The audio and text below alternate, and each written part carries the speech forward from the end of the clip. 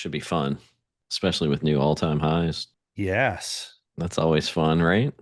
Now, if only all the alts would join. Huge shout out to our sponsor, Playable Games.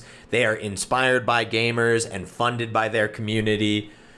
They have a epic game on the Epic Games Store, a third-person shooter called Nexus. Hop on in there and check that out. They're also currently selling nodes, so if you're interested, check that out at their website, playable.games. That is a 3 instead of a B on Playable. Now strap in for the rest of this episode of Interlinked. So as far as the market goes, I was thinking about our conversation earlier last week, Jared, because it seemed like the bond market became very relevant to potentially truncating this crypto run that we've had. But Bitcoin's been holding up pretty good comparatively, and then like more tariff sort of scares this week. Certainly another interesting week in the cryptoverse. For sure. It's been kind of crazy. And then there's like this weird copyright issue too. Like Trump's like just causing havoc everywhere. It's hilarious. He the question is, does he have the right to fire the Librarian of Congress? That's the person who appoints the director of the Copyright Office. And then, there's like a whole lawsuit now that's coming out about, whether or not this is a executive branch authority or not. It's really kind of funny because I'm on this like IP chain of lawyers that email, and it's literally like once a month. They're like, "Oh, hey, how's it going? Here's some updated things." And there was like 100 emails yesterday. I'm like, "What is going on in the world of intellectual property?" I'm like, "It's never this exciting." It was really funny. So, I mean, Popping off. there's always something going on, man. It's great. Now, Ken, how much like time are you spending sort of like focusing on the market? Obviously, you've got to be spending quite a bit of time building as well. So curious how much that stays on your radar. Yeah, most of my time is in the building, but I have to be sensitive to what's going on in the market because that obviously impacts where we're going as far as our go-to-market strategy. I actually had an investor call yesterday where they were just like, "Yeah, you guys are building in DePIN, but despite there being real revenue opportunities, how do we get the retail guys excited? Like there seems to be like a dwindling of excitement around DePIN in the retail side." And so we had a whole strategic discussion about that. It's like, DePIN sure has revenue, has businesses. It's solving real problems in the real world, but is it really as exciting for the retail guys? And how do we build that excitement? So, and then as far as regulations and government stuff goes, I actually had a really good call with the deputy commissioner of DFPI here in California, the Department for Financial Protections and Innovations. So, the answer to that question, I think a lot of it is, are there movements we can make on the regulatory side to give people confidence in the strategies that we're pushing forward with? Because all of this news that you're talking about, Jared, it all kills confidence. When there's this much volatility, everybody just kind of goes, "Okay, hold up, let's wait like 5 seconds and see what's going to happen next." And markets reflect that. And so from that perspective, I'm watching markets. I am in the middle of building and I have to be sensitive to that, but I don't know that I'm watching markets maybe as close as you guys are, but definitely feel some of that volatility, the impact of that volatility. Yeah, I tend to think like I'm hoping this cycle we can make revenue like, the whole like, make America great again, make America healthy again. I'm hoping like make revenue sexy again. Yes. Because we've gotten so lost on these like sort of like flash in the pan initiatives. This could be great. This could be, some like technological shifting, world changing, like, and that's what really has gotten people super excited. But this is a real need with a superior solution that is becoming, more and more relevant every single day with the increase of AI, with the increase of like, rendering, video games. I mean, people need GPU resources and they're willing to pay people for them. Yeah, well, and DePIN reaches into so many different areas. I mean, we're talking about all kinds of infrastructure, the decentralized physical infrastructure networks, everything from air quality sensors, which are critical in California. Like the idea that we could self-fund an entire mesh network of air quality sensors that could detect fires early without the government's involvement or top code like centralized solutions charging an arm and a leg. Like I was literally at the Capitol last week talking to lawmakers, and that was what got them excited. They were like, "Oh, we didn't even know this was in the blockchain space." They thought we thought this was all just speculation. Now that being said, I had to be really careful because I'm like, the whole reason why this decentralized network works is because there's an overlay of aligned incentives, which is crypto. So we have to like defend the crypto at the same time that we're promoting this new innovative decentralized strategy of infrastructure. Yeah, and this is really a new paradigm shift because I can't really think of an example of crypto actually solving a problem. It's usually like, hey, we've made up this problem that we just solved, or like maybe this is going to be a solution to a problem in the future. This is very different. Like this is a real need. This is a real solution. The fact that there's so much, GPUs and other computer resources just sitting there being unused or Hmm. untapped into is super exciting. I was describing at the lunch table with my family. They're like, "Okay, who are you talking to on the podcast?" I'm like, "It's a DEPIN company," and I was like, I tried to like kind of get into it, and they're like, "Whoa, whoa, you're gonna have to slow that down." And I gave it a little bit of an explanation, and one of the women at the table was like, "Oh, so it's like solar. You can sell your electricity back to the grid if you have more than you need." I'm like, "That's exactly what it is." And so, such a great connection that people already understand. That's so funny you bring that up because in solar, there's even something called PPA, a power purchase agreement, which is basically, hey, I'm going to pay to put solar on your roof, but I get the rights to your renewable energy credits. So you have companies that will go around and install solar for free on people's roofs and then take all of the rights to the renewable energy credits and go sell those on secondary markets. So you can already see that's more of a centralized strategy, but you're decentralizing the renewable energy credit generation, but you're centralizing the ownership of those credits. And so imagine if we could even maybe via DeFi decentralize that. And then you have a project called Daylight who's doing something very similar to that, where they're decentralizing the power purchase agreement and creating these like virtual power plants because they're installing solar on people's roofs. And they're doing it for like, it's almost free to the consumer. It's like, hey, do you have a roof that sees the sun? Cool. We'll pay to install that solar on your roof, and then we get to sell your renewable energy credits on the secondary market. And it's a futures investment strategy for solar. Oh, that's super interesting. I've got to imagine that that's got to be a little bit more complicated on the solar side because of all the super big players that are already in place and the regulations around power, plus the futures market, as opposed to DePIN, where, GPU resources and compute resources don't seem to have that same level of regulation. Yeah, that's a great point because even like Daylight, when I was talking to their team, I was like, listen, you really got to have connectivity into the industry to make this successful. And I think that's one thing to look at with DePIN in general is, is this project viable? If you're inventing a new solution that there's no demand for, or say there's $1 million demand, but it costs you 2 million a year to run your project, that's not a viable project if there's $1 million market. Right. But if there's a $45 billion market, like what we're doing with the gaming infrastructure side, that people are already paying, and we're not asking developers to change their habits. We're just putting an API overlay onto our DPIN so that game developers can keep building the way they have been building. It's like, yeah, we're going into an existing market with an existing spend, not asking them to change their behaviors and saving them potentially up to 50% of their expenses. It's like, okay, now we've got a solution. And I think when you find a lot of DPINs like that that are going into existing spaces, there's another one called XNet that's going in and allowing you to become the backhaul for mobile networks. So now AT&T is using XNet in a lot of areas as their backhaul for data. So it's like, oh, I have unused internet that I'm not using every month. Why don't I put like a cell tower basically on top of my roof, a mini cell tower on my roof, or in an arena or in a shopping center? And now AT&T is paying to use your backhaul, and you as the installer are getting compensated for that. So I think that's really the next generation of where all of this Web3 stuff is going. And you've been talking about compute, which includes unused GPUs, unused gaming computers.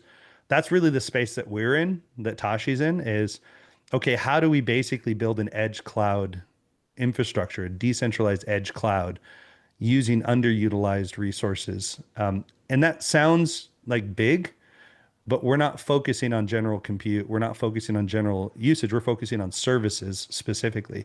And so that's why we focus on the gaming space, because we know what the gaming cloud services look like. You got matchmaking, lobby, real-time chat, leaderboards, gamer profiles, all of those things we can create as services, not as just raw compute, but as actual services that live in that edge cloud. And I think when you see people like Beamable is doing a similar thing, right? So Beamable already has a cloud infrastructure company for gaming, and now they're starting to decentralize components of that. And over time, that'll become more decentralized. And we're even partnered with them. It's like they already have customers paying them for their services. The customers aren't going to feel the difference of the service, but Beamable is going to save on their overall expense, which makes them more profitable. And then people who participate in their DEPIN are getting rewarded. So it's like a win-win-win situation for everybody involved.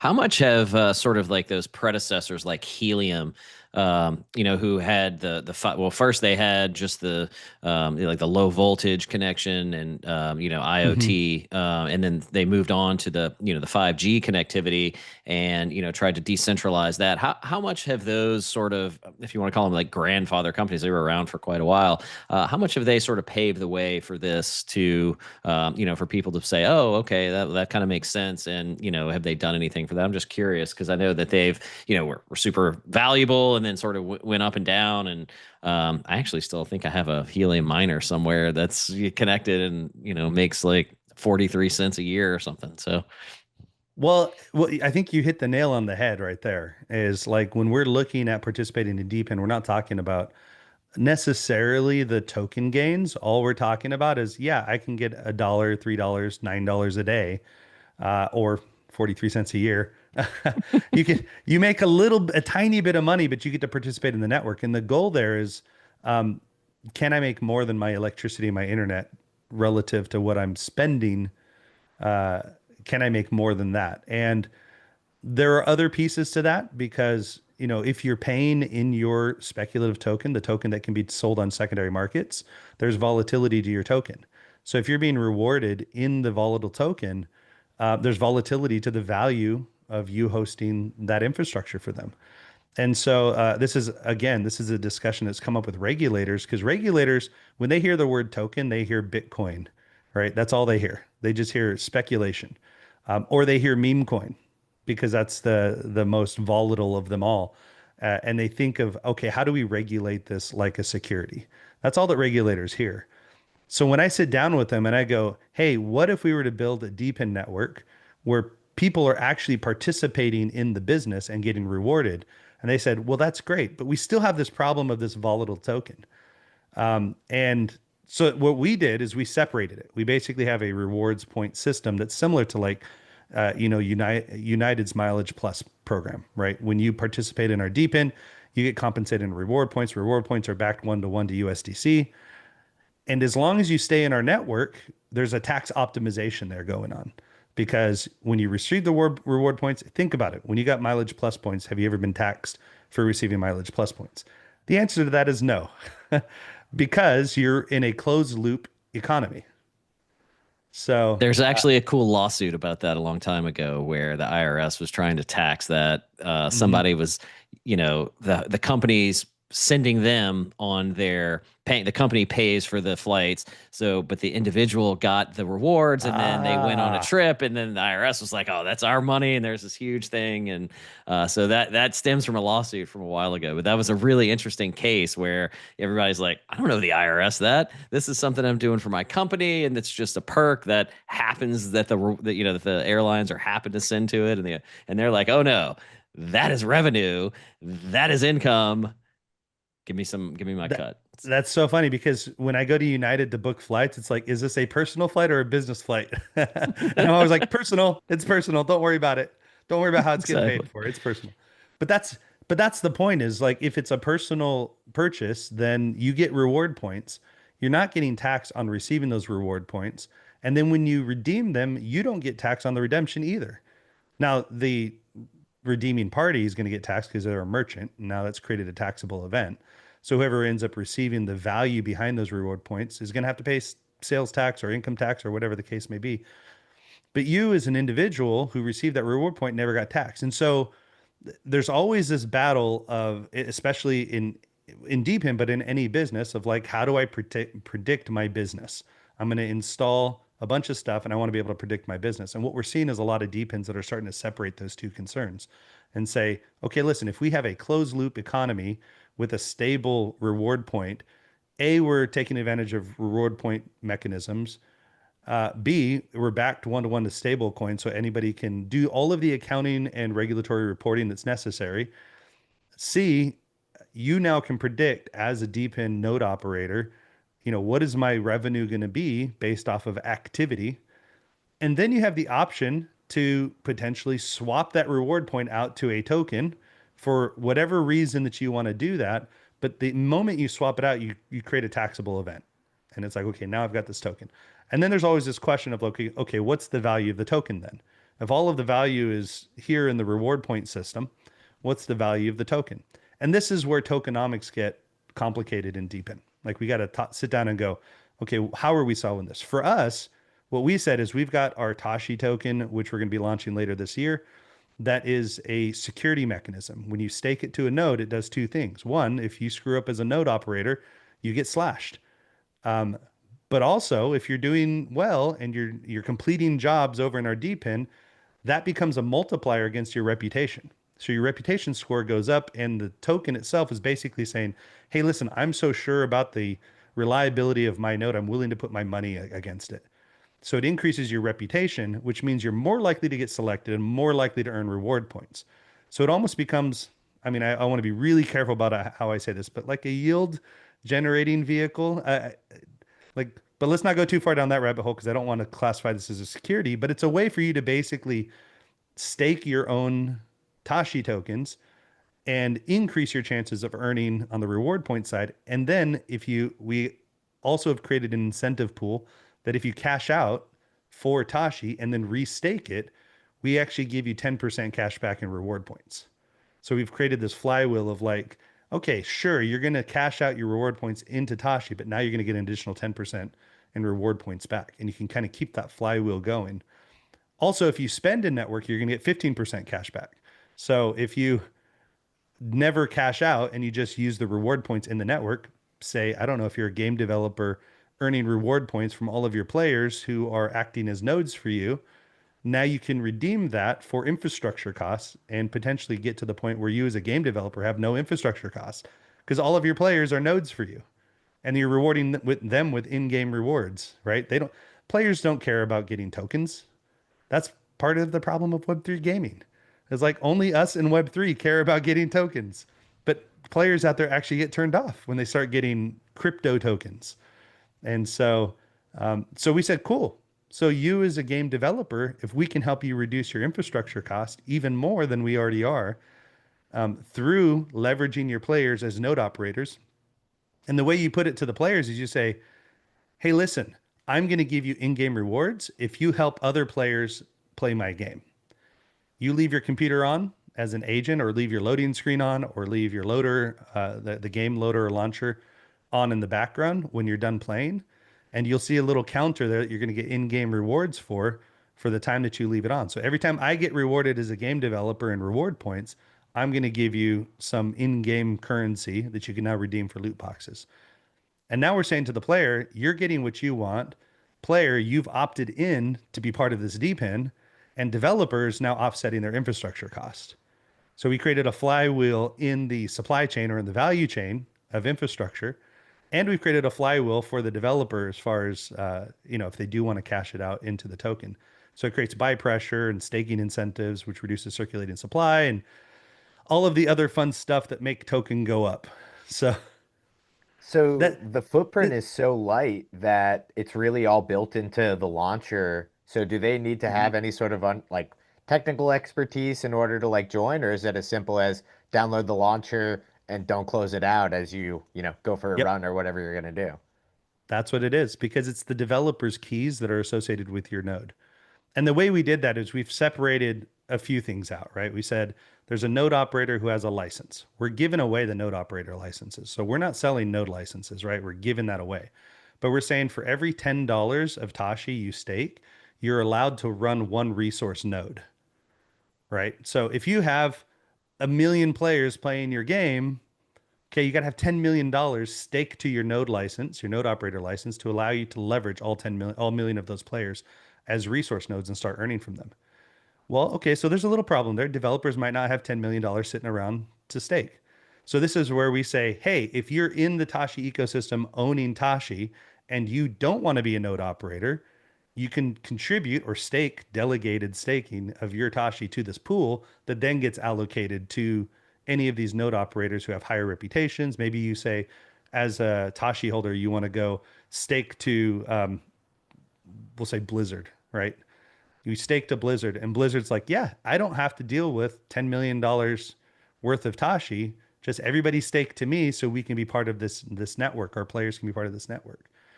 So we've broken the roles out and said, listen, as a token holder, I just want something to do with it. Like, let me stake it and get rewards off of that. We'll split rewards in that ecosystem. But in staking, you're reducing circulating supply, which, as we know, increases the supply demand model there. So now we've got a lack of supply and an increase of demand. So token go up when circulating supply go down. I mean, let's be real. I'm not a big fan of most staking models. I think most staking models are artificial ways to pump the token value. And sure. and a lot of them are hyper speculative, right? It's like, hey, if you stake, I'll give you a 15% yield on that guaranteed. And it's like, well, how are you doing that? Well, I'm mining new token. I'm like, now we're just banking that the token's value is going to go up greater than 15% over the next year if you're just minting new 15% more. And so I feel like most staking strategies are artificial and unsustainable in the long term. And what we're saying is like, no, staking is part of the functional incentive model of a DEPIN, and you're earning rewards as a result of it. And because you're staking, you're also participating in driving the value of the tokens up. So there's all these flywheels, both on the secondary markets, between the reward system and the Tashi token, and within the infrastructure layer of the DEPIN that all interact. And as far as like, let's just give the Blizzard example. Do they have their own smart contract, or do you guys help supply that? Where if someone's delegated, then the smart contract automatically sends out the percentages that they have staked to that delegation. Is that something y'all do, or is that Blizzard's job to handle that? Yeah, so it's something we do, and we actually do it a little bit magically. And by that, I mean we have an orchestration layer that's also a decentralized layer. So you can think of it as its own side chain, if you will. But the orchestration layer is a bunch of consensus nodes that are using our consensus protocol that we built, that is at least 2 orders of magnitude faster than the fastest L1. So we can do a lot of fun stuff at the orchestrator level. But we're tracking all the rewards. We're tracking who has what nodes. We're tracking who has what stake and what reputation levels, all at the orchestrator level. And the orchestrators, we have really 2 layers. We have orchestrators and resources. The orchestrator's responsibility is to maintain that reputation table for all of the participants and then route jobs to the appropriate resource node. So we want the lowest latency resource node to be matched with the job request, validate that the job has been completed, and then reward the node operators based off of successful job completions. That's the orchestrator's job, those kind of 4 key parts. And then obviously once they get rewarded, they can cash out and adjust their reputation. And then we're back to reputation and selection management. And then the resource nodes, their job is to run really lightweight services. Like, okay, I want you to do matchmaking. Cool. That's, a few milliseconds of processing time and you just got rewarded for that. Okay, now we want you to be a relay for a game, for a node in a game or a player in a game. And it's like, okay, cool. That's really dumb packet forwarding. It's really lightweight. It doesn't take a lot of resources to do that. You can do that on an Apple Watch. You can do that on a mobile phone. You don't necessarily need lots of powerful computers to do what we're doing. All we're saying is there's all, Nick, to your point earlier, there's all these underutilized resources sitting out there in the world. Why don't we just use them? And so that's the strategy. And I see a lot of DEPIN projects doing this kind of double reward strategy of having like their secondary market speculative token that has some relationship to their DEPIN and a reward token that is effectively a stable coin that really focuses on the revenue strategy. The problem is some of those earlier players have kind of mixed the two. They've gone with their speculative token playing both roles. And the argument is sound, right? Anytime we've seen a dual token model, it's not been very successful. And I think that's a fair argument if you are not running a DEPIN. Like if you're in any other use case in the Web3 space, a dual token model is probably not the best way to go. But in DEPIN, it actually makes a whole lot of sense to have these, multiple ecosystems that are balanced against each other using behavioral science. And so that's where I see the next generation of DEPINs going, is in this kind of dual token model where there's a reward point mechanism. And we're actually partnering with a bunch of DEPINs, and we created a council called the Council of Decentralized Economies. And this is IoTex, this is Flux, this is GeoNet, Conduit, Aether Edge is joining, Beamable is joining. So these are like legitimate projects, but the goal is to figure out how to integrate our economies. So earlier I said this is like the Mileage Plus program of United. That's what Tashi's building. But Code, the Council of Decentralized Economies, is the Star Alliance of DEPINs. So how do we figure out how to take each of our rewards programs and make them interoperable? So now if I get Tashi rewards, I can go use them on Conduit or on Flux, right? And if I get Flux rewards, how can I use that on Tashi? And if we can get to $10 million of value kind of circulating in that reward system, we now can reach out to traditional reward systems. And now you're booking hotels and flights and cars using Tashi rewards points and stuff like that. So it's a very interesting strategy overall. It's a very big vision. It requires partners and it requires lots of activity. But it really is the right way to go. And when I'm talking to regulators, they're registering with this. And that's something I think is very important. I had my call yesterday with the DFPI was, okay, you guys do the research, you guys put together the framework, you bring that to us, and we'll put an opinion letter out.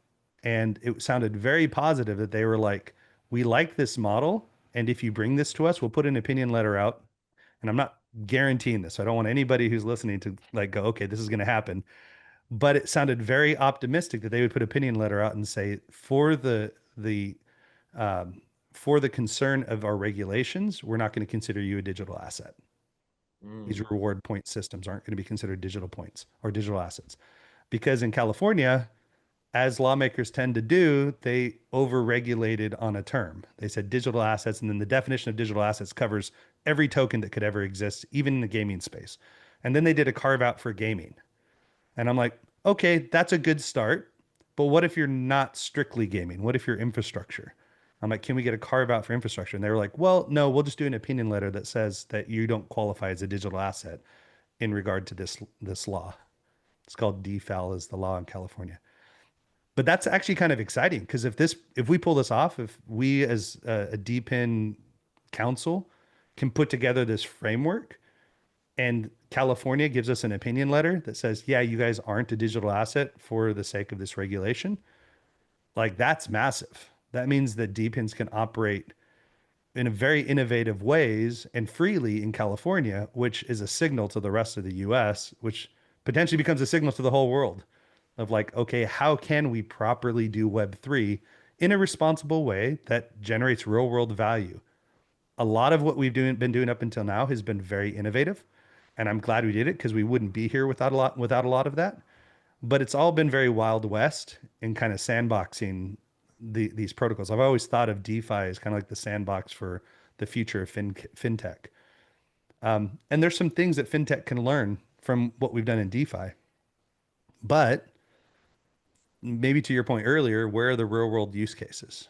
Where are the things that we can point to and go, yep, everybody uses that every day and they don't even know it, or they do know it, and it's a Web3 thing. It's a Web3 enabled tech. I think DEPIN's finally starting to do that. And especially if we can get it, friendly with regulators. Now, some people in the Web3 space are going to go, screw the regulators, let's go do this, right? There's that very decentralized purist strategy. But the reality is when you're dealing with money, you got to deal with regulators. Now a word from our sponsors. What's up, crypto gamers? Shout out to our sponsor, Myria. Myria is revolutionizing Ethereum-based gaming with its powerful L2 scaling solution. Think zero gas fees, instant transactions, free NFT minting, and more. Myria offers a suite of tools that are tailor-built for game development, including game-specific SDKs, a spec'd-out marketplace, Web3 spiked leaderboards, new AI super tools, and more. All this fueled by a fleet of player-run nodes that are a breeze to operate and pump out daily rewards for supporting the ecosystem. Plus, check out Meta Rush, the Battle Royale obstacle runner by Myria Studios, dropping very, very soon. Now back to your regularly scheduled program. And to your point, I think what makes this such a compelling use case is that the problems that DeFi solves are not problems for the big banks. They're problems for the users, and the big banks are the ones that have the leverage to be able to get the changes in Washington. This is really a cool example because this is a problem for everyone, and everyone would benefit from the solution. A lot of DeFi would take away the powers of the most powerful, and so it's much, much harder to get positive regulation. I mean, the stablecoin announcement that we just saw, I think, speaks to that, where obviously Circle was the crown jewel in sort of the stablecoin space. JP Morgan just putting out an announcement that was like, hey, we're going to put a council of all these big banks. And I could see them getting much more favorable regulation because they've got the leverage. I mean, the market moves on what Jamie Dimon tweets or happens to speak during an interview. So really, really interesting. And definitely appreciate you giving us a bit of a pulse check of how people are thinking about this, in the legislative in California. One of your earlier points fascinated me, though, with the Apple Watch being able to, have enough resources to be able to solve some of these problems.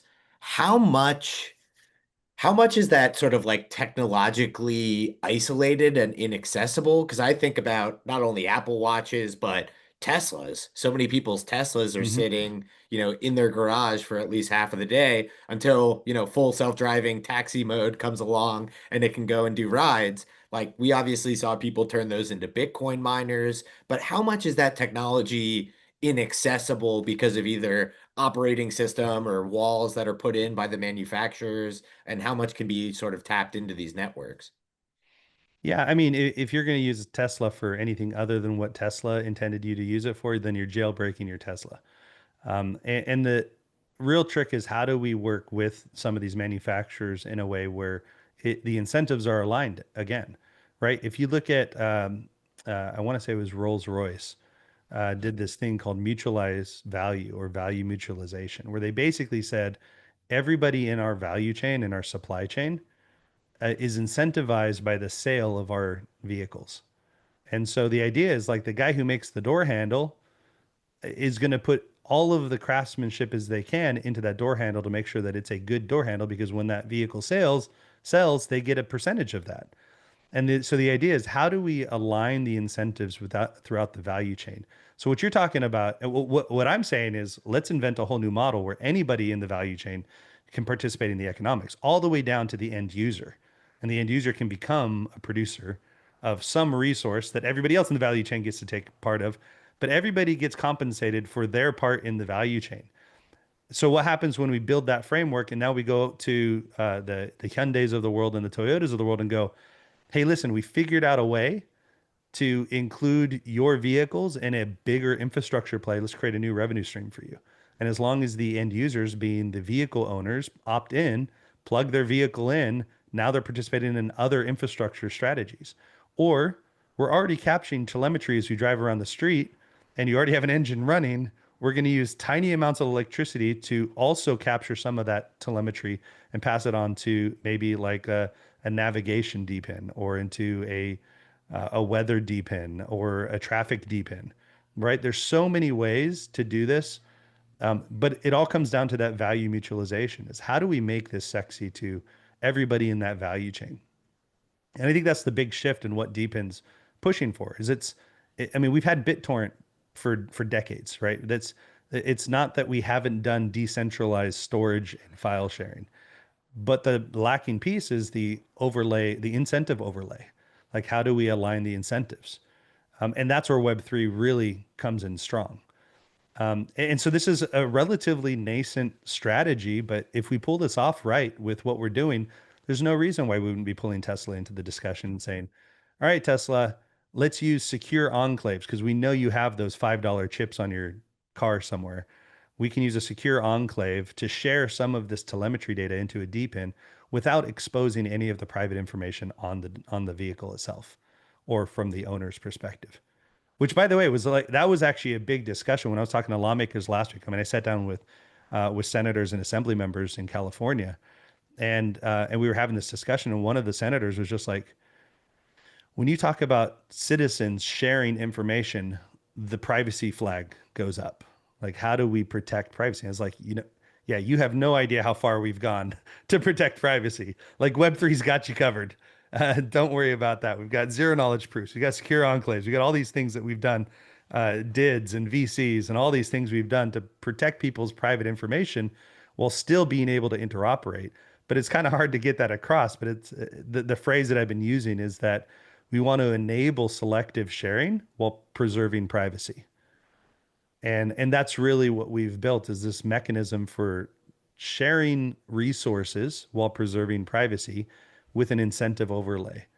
And that's the fruition of everything Web3 is like, we can look at the Bitcoin white paper and see that the goal there was how do we allow peer-to-peer financial transactions without an intermediary? That was the whole proof of concept, right? That was the entire exploration of that strategy. And it's just grown into multiple different angles of like, okay, now I want anonymous financial transactions. Okay, now I want, swapping and trading and all of these sovereign activities. Now I want privacy in my identity with sovereignty for identity credentials and zero knowledge proofs for proving that I meet certain criteria. And it's like, it's evolved, but the underlying vision is how do we include everybody in the value chain to participate in the economics and technologies of these systems?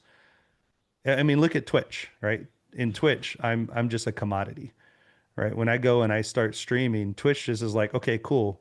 We're going to take our share, but guess what? All the money, everything, all the Twitch donations and bits all go to Twitch. And then they kind of piece it out to me as they see fit.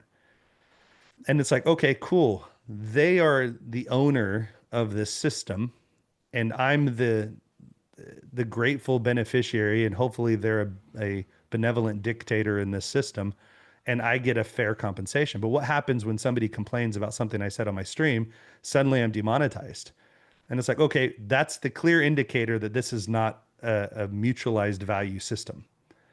In a mutualized value system, it doesn't matter. There's nobody who can turn who can flip the kill switch. Unless the system itself rejects you, which is going to require 2/3 of the network to go, yeah, that probably isn't what we want in our system, right? So there's all kinds of ways to mitigate that. And those are things that we've been solving in Web3 for the last 10 years. It's just all coming together in this thing called DEPIN. So anyway, I probably went a little bit further beyond that, but the question was, how do we get Tesla involved? The answer to that is to incentivize them to be involved through this mutualized value. Yeah, that's fascinating. And I always go back. I remember, this has been a discussion for a while. It's like office buildings, right? So like they're only used a portion of the day. And a lot of people, there's always a discussion. It's like, okay, well, we could rent this out for people who, operate under different time zones. And then, that question was like, okay, yeah, but they're in our office and there's going to be computers they have access to and all the different things. And I think that was one of the major sort of hurdles that they needed to get over. Or you just have your employees come in, like, have a laptop, take all their personal belongings with them. And it's, it's kind of like a sanitized office setting. And, is that really, so there's all these sort of discussions about it. And this, I think, is really that sort of next evolution in like the digital world now, how we can block that off and still keep, everybody's, all their resources being put toward, the greater good of everybody. And I always think like, okay, yeah, but at a minimum, they've still got all those resources in the office buildings that are, 90% of them are just sitting there doing nothing, for half of the day.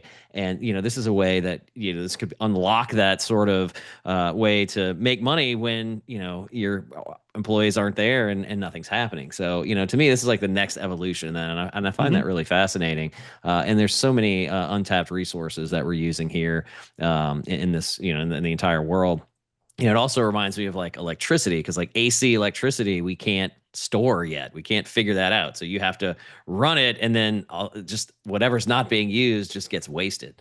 So, once we sort of harness that, I think this is really that next evolution of that. And I love the idea, and I think it's great. And, with the security protocols in place, I think that's an important discussion, and that, certainly alleviates a lot of the issues with the regulators when you can show and prove that to them. Yeah, exactly. Well, and that's what we're trying to do. Like, I'm kind of a coalition builder. I'm a CTO. I like to build solutions, but I also like to build coalitions because I feel like we're going to be significantly more successful en masse than we are alone. And so, even though we're building this solution, I'm reaching out to all of these other projects and going, okay, I have an idea about how I think this piece of the tokenomics should work. Like, do a sanity check with me. Make sure that I'm not just being, ignorant about some fact that is going to just bite me in the butt in the future. And then additionally, like, okay, how does this play with your tokenomics? Like, how can you and I interoperate? And a good example of that is, there's this. Actually, this is a little bit of alpha in the gaming space. This is going to be pretty fun. I wrote an article that is called. I can't remember what the name of the article is. I think it's the next big thing in gaming. But I was talking to Deconstructor, the editor at Deconstructor. We were at GDC at an event together, and Deconstructor is one of the biggest gaming podcasts in the world. Right? They're very influential. And I was talking to the editor, and he was saying, "I'm having difficulty seeing the next thing in gaming." He's like, in the early pre-2000s, so in the 90s, it was like, oh, we're going to have 3D stuff. Like, stuff is going to be 3D. That's the next big thing. Then the late 90s, early 2000s, we started getting a lot of that 3D stuff, the Nintendo 64 and that type of stuff. We started getting these 3D gameplay. But there was something exciting to invest in. And then after that, they were like, oh, this thing called social, Farmville came out. And people were like, oh, that's the next big thing in gaming. And then it went from social to mobile. And now it's like, oh, mobile's the next big thing in gaming. And then VR, AR, which didn't really kick off the way that everybody wanted, but that was something to look forward to and invest in and go, that's the next big thing in gaming. And then it was Web3 in the 2020s, or well, late 2010s, but early 2020s. It's like, oh, Web3 is going to be the thing. And that kind of fell on its face from everybody's public perspective. And now he's going, okay, what's the next big thing? Like, we've made it through all of these phases of the next big thing. And I was like, yeah, that's a great question. I don't know. And that same day, after talking to him, I went to another event and met a project that is doing prompt and play. The idea that you can like just write out the prompt of the game you want to play, and it just generates the game right in front of your face, and you just play it. So you can take people who have no coding experience. It's not vibe coding. This is like vibe gaming. And I was calling it prompt and play. I was like, oh, holy cow, that could be a thing. I think of like my 14-year-old son who comes home and plays video games with his friends and then for like 2 hours and then hops on the phone and plays Dungeons and Dragons with them, Theater of the Mind, for 3 hours, walking around the backyard talking to them. I thought this is kind of a blend of both of those. This is like he gets to create his own world and play with his friends. So I asked one of these companies, there's this one called Aikido that's doing this prompt and play, and they're doing it by template. So they're saying, if you want to do dungeon crawler, choose the dungeon crawler template. If you want to do first person shooter, choose the first person shooter template. But once you choose the template, all the mechanics of the game are up to how you prompt it. And you can go through cycles of prompting it to improve it. So you got new versions of the game. And I was like, are you guys doing multiplayer? And they're like, oh no, we can't do multiplayer. We're already paying for tokens. We can't also pay for multiplayer infrastructure. And I was like, what if we took the server cost out of the equation? What if you just used our technology to allow multiplayer with your games? And they were like, oh, that makes sense. So I think the next generation of gaming, the next exciting thing, so this is the alpha part, the next exciting thing with gaming is going to be this prompt and play. This idea that you're going to have millions, hundreds of millions of 14-year-olds around the world creating their favorite games, and you're going to just have this explosion of AI games. Now, there's a whole lot of questions that come with that. There are ethical questions around like, what should the games be allowed to do with the twisted minds of teenagers? But then there's also the other side of like, okay, if we got 1.4 billion new games, if we got all these games being created, how do we curate and discover it? And I think that's going to look a lot like TikTok. I think what's going to happen is you're going to have this TikTok app that you're going to be scrolling and seeing other people playing the games that they just created. And the multiplayer part, which is where Tashi comes in, is, oh, I like that game that's being built. Let me play that. And they just hit a button and now they're playing the game with them. So like scrolling and like browsing other people playing, they're like, oh, that looks interesting. Boom, I'm in the game with you. Or I'm launching my own game with my own friends of that game and starting a new stream of that. So I think we're going to see this blending of TikTok and prompt and play gaming where AI and gaming become much more involved at the actual game generation event. And they don't have to be great games. 14-year-olds don't care. 14-year-olds are like, as long as I get to create something and play with my friends. We're already doing this with Minecraft and Roblox. It's just you have to know Java or you have to know Lua to be able to program your own worlds. And all we're saying is like, what if we remove that friction? Now we're going to get stupid games that are not high quality, but you're going to have a bunch of kids having tons of fun with each other. And I'm sure there'll be some adults in there as well. But part of that is like, okay, how do we incentivize that entire system? Like, how do we optimize the AI processing in a DEPIN? How can I use somebody's MacBook Pro, M4 or M5 sitting on their desk that's not doing anything, to your point, Jarred, all day after work, participating in this gaming development space? Because that was the big problem for this company. Their concern is if this gets popular, someone has to pay for those AI tokens. Like someone's got to pay for that. And we were saying, not only can we solve the multiplayer problem, but let's talk about how we can work you guys into the economics of this. Let's figure out how to incentivize all the parties in the value system, all the way down to the MacBook Pro that's processing the AI inference, all the way up through the players who are generating the games and playing the games. So you don't have to charge them a fee every month just to generate their favorite games. So again, it's that mutualized value that's happening, this value mutualization process of who are all of the stakeholders in this problem and how do we get the incentives aligned right? And we're finally at that point where we can do it. But that's where I think gaming is going to go. And when I say Web3 gaming, I'm not talking about, play to earn and collectibles. I'm talking about how do we align incentives in a system where Web3 is the incentive part of it. And the output is we've got this whole new ecosystem of games that come out of this. I don't even know what you call it. It wouldn't even be indie. Something below indie. UG You- Games, UG Gaming yeah, or something. exactly. Yeah, UG Gaming. No, I love that hypothesis. I think there's a lot of support there on the way that these like trends have popped off. Plus, you saw like, my first big introduction to this was Halo's Forge mode. And then like Hmm. those, you got things like zombies and obstacle course and griff ball and all of these things that really like took off. And now, I mean, that's the way that, video content went. It went all UGC for the most part. And now we're seeing like how advanced those tools can be, where it started off with like, silly little like animations along with comic skits, and they were made in paint and, slightly animated, but they added a whole new sort of like layer to comedy. And now we're seeing like Google's most recent platform for video editor just dropped, and now people are Yeah. making, trailers for like $500, and multi-million dollar teams that were making pharmaceutical commercials could be replaced by this little game. I mean, it's really, really exciting. My favorite ones right now are where the babies are replacing the actors in movies. Those movie scenes, those Yes. are those are the best. I could watch those forever. Like Princess Bride with babies is amazing, and Nacho Libre with babies is amazing.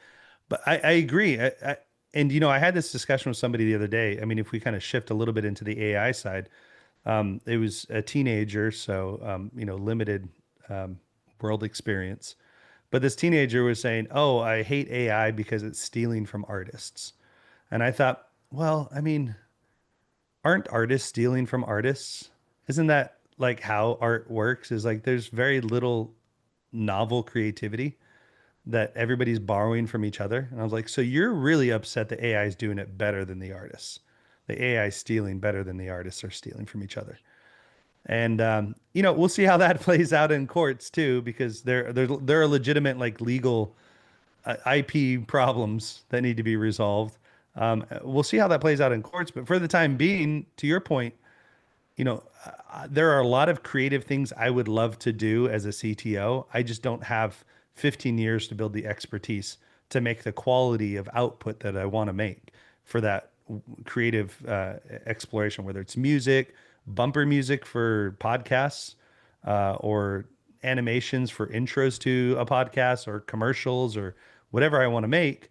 That takes somebody 15 years to learn that. But if I can get a rough draft out with AI and it's good enough to put out in the public, like that's valuable to me as a business owner, right? I can say, okay, I got to give up an hour of my time to make something that I would have paid somebody, 20 hours to do at a premium rate that had I done it manually myself would have probably taken a month to do, which would have been a waste of my time. But now I can do these things, put out these artifacts that are valuable to me as a business. So I get that there are some negative sides of this. There's some concerns about job security, but we'll see where that all goes. At every revolution, we have that concern, and so I'm curious to see how that plays out in this new AI revolution. But I think the important thing is we still have to align incentives. We still have to get people to participate, and I think it's going to become even more important when we start enabling this whole AI generation to produce huge amounts of output with minimal effort. Now we really have to be able to track who's doing what and when and how do we compensate people in that value chain. So I think Web3 is like hand in hand with AI. And I know that's as much as, we've got the crypto and AI czar in David Sachs. I find it funny that he kind of got that title on both sides of the house of crypto and AI czar. I'm like, but really those two kind of need to go together for them both to succeed and grow and compensate everybody in the value chains. Yeah, that I love that combination, and I think that you nailed it about the 14-year-olds. I have a 13-year-old who, I actually played Fortnite with him and some of his friends the other day, and they would go back to the lobby and just like sit there and like chat, and I'm like, "Are we gonna play?" They're like, this is really the best part of this is Yeah. when we're just here and they're like, talking about whatever, doing dumb stuff. And I'm like, all right, that's kind of cool. And then, and to me, sort of Fortnite just lends itself to that because of the lobby and getting to hang out and you can just do dumb things in the game if you want. And it's not really like really serious. And they added an AI Darth Vader, which was I don't know if y'all have seen this. I played it and it's awesome. So you go into this one place in the map, you have to fight, the NPC Darth Vader, you kill him, and then he joins your squad. And he's actually an AI, and it's the voice of James Earl Jones, and you can talk to him. Oh, wow. And it is perhaps the coolest thing I've done in a video game in a really long time. You can like get him to say dumb things. One of my son's friends was like, hey, my name is Mr. Mehoff. My first name is Jack. Jack. But the AI knew that it was like trying to trick him. He still said it, and it was hilarious in James Earl Jones's voice. And I was like, God, this is actually really fun. But he knew. And then if you kind of screw up and you make him revive you a few times, he gets mad at you, and then he'll fight you if you don't play right. And if it's not, he's like, your singular focus is to go kill people and do this. And I was like, wow, this AI is like on point. But it was so much fun. And and my son hadn't really played Fortnite in a few months and then was like, hey, this cool thing, we should try it. And now they're all like, that's the whole point of the game, is to hang out and go, see what Darth Vader will say. And I'm like, that's amazing. Yeah, it has nothing to do with like the game, doesn't matter. It's just fun. And to your point, like if they get to create their own games, they would be the dumbest games you've ever seen. But at the same time, like that magical moment where it's like, this is exactly the type of game I wanted and how much fun it is. And, I think that really is, I agree with you, like the sort of the future, because really we've already gone to the point of where how beautiful the games are and, all the cool things you can do. And it's fun. And you play those games and it's great. But a lot of times you just want to hang out and do like the dumbest things you can do. And that is something that I think the whole gaming industry is really missing now. Other than a lot of these mobile games, a lot of them are like that, and those are fun and it's great. And I think that makes a lot of sense where it's going in this generation. Our both of our sons, generations are going to be like sort of pushing that because this is what they do and this is what they enjoy, and they know. Like you're saying with AI, they can just create whatever they want in 2 minutes. It's like, oh, I need an essay. Yeah, here. Right. 30 seconds later, change a couple words. Great. Within 3 minutes, you got, 5,000 word essay that's probably pretty good that, makes all the points you need to. So they're just used to that. And everything's easy for them. Yeah, they're going to become master prompt engineers. That's what it's going to end up happening. And I can't hate that. I do worry a little bit about like actual critical thinking and knowledge retention. But that kind of happened with us with smartphones too. We're like, I don't need to remember everything. We've got a collective memory called the smartphone. I've got a supercomputer in my pocket. I can look up anything in the world. And now with AI, I don't even have to go to Google anymore. I can just go, okay, I want you to go search all of the resources and do an analysis of this and give me a recommendation. And it's like, okay, that's significantly more valuable than me spending, an hour searching through Google for resources and trying to make sense of a topic. Now, that being said, I'm a lot dumber than I used to be about new topics because I do have that dependency. And so there's a good question about, where does that go from an ethical perspective for the next generation? And every generation has their concerns about the next generation. That's always been, rock music and, whatever you want to get into, video games in general, violent video games, rap music. There's always something in the next generation the previous generation's concerned about. Um, Honestly, I think it's just part of the evolution of humanity. Oh Like, yeah. it- and I think it's good. Like, I take my kids out kayaking. My daughter and I are going to go get scuba certified next month. We do Dungeons and Dragons. My son's like hand drawing his own tabletop card game that he's developing, tradable card game. And so it's like I encourage them to explore things in the real world just so they can build those skills. But like, I taught my daughter how to shoot and I used to do competitive shooting. And so we go out and I make sure everybody knows how to handle a gun and how to clean a gun. I make sure they know how to start a fire. I'm like, let's go back to the really primitive stuff and make sure you know how to at least survive in the absolute worst case. But beyond that, just like, let's just evolve with humanity. The world will evolve. But as long as you have those fundamental skills, I'm okay with you, leaning into AI as much as people are doing these days. Well, I love that sentiment. I think that's a good place for us to wrap up today's conversation as we are at the top of the hour. And just a reminder on the yes, every generation since the beginning of history has been concerned. I love like this example because it's so old, but in Caesar's time, all of the Romans were very, very concerned about his looser toga and mustache because they saw it as Gallic influence getting into Rome, turning, these civilized people into barbarians. So there has been a never broken chain of get off my lawn, sort of like kids thinking. So this is just the most recent iteration. And usually there's a hint of truth at the kernel, but we continue to ramble on as a species. And Ken, I really appreciate you pushing the species forward on the DEPIN side, on the legislation side in California, and hopefully that spreads. But definitely appreciate your time and joining us today on the podcast. It's been my pleasure. Thanks for having me. Great to have you. And we'll be back next week with another episode of Interlinked. Take care, everyone.